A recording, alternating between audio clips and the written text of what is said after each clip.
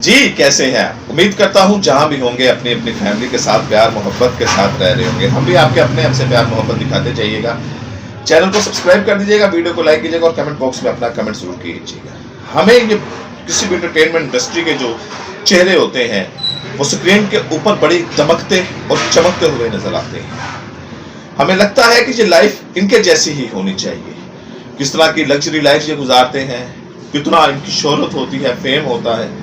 लेकिन आज आपको एक ऐसे अदाकार के बारे में बताने जा रहा हूं कि जो हीरो को खा जाता था। जब स्क्रीन पे आता था तो विलन के तौर पे था, लेकिन हीरो की परछाई को खत्म कर देता था।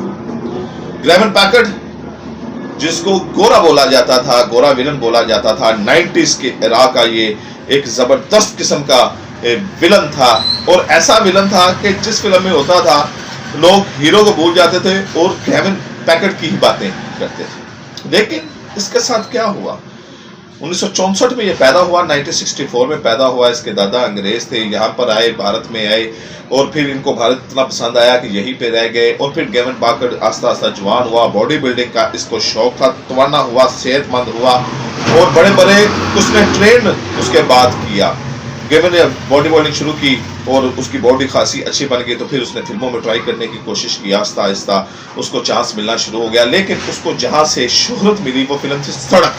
संजय दत्त के साथ जो फिल्म थी सड़क, उससे ग्रेवन पैकर्ड को एक शोहरत मिली और वहां से उसको पहचान मिली और उसके बाद ये फिल्मों में आना शुरू हो गया।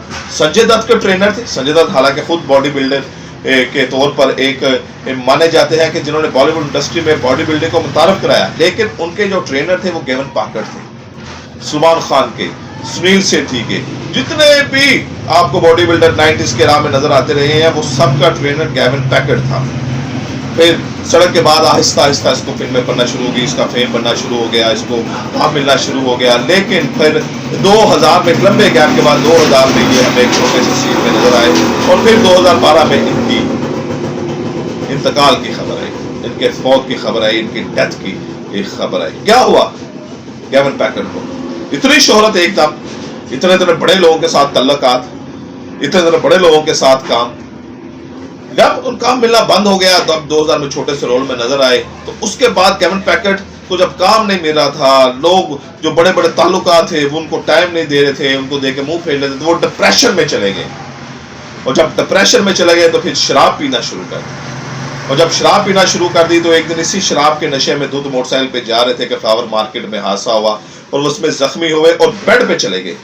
और जब बेड पे गए हैं तो 2 बेटियां थी, इनकी बीवी थी, और जब उन्होंने देखा कि ग्रेवन पैकर्ड तो बेड पे चला गया है तो वो इसको छोड़ के चले गए।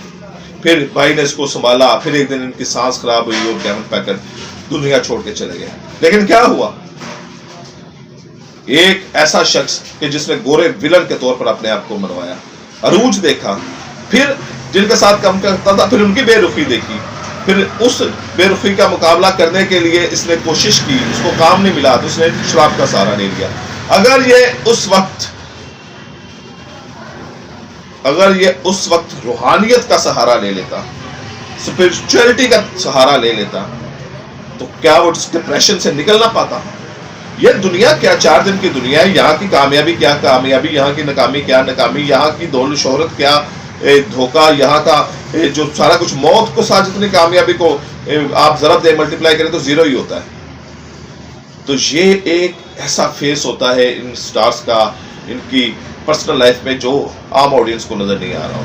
ग्रेवन पैकर्ड एक बड़ा नाम थे, विलन की दुनिया का एक बड़ा नाम थे, लेकिन आहिस्ता आहिस्ता आहिस्ता आहिस्ता जब उनको कैद होना शुरू हुए, काम मिलना बंद शुरू हुआ, इस जिंदगी की तलखियां देखनी शुरू की, तो उसको संभाल नहीं सके।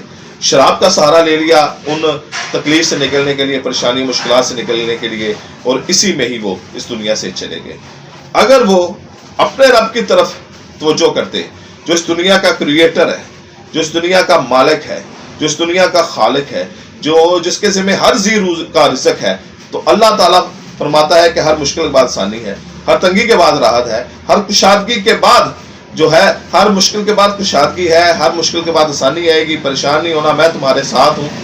जो अल्लाह इतनी बड़ी कायनात को संभाले हुए है, वो उसमें एक छोटे से इंसान को कैसे भूल सकता है?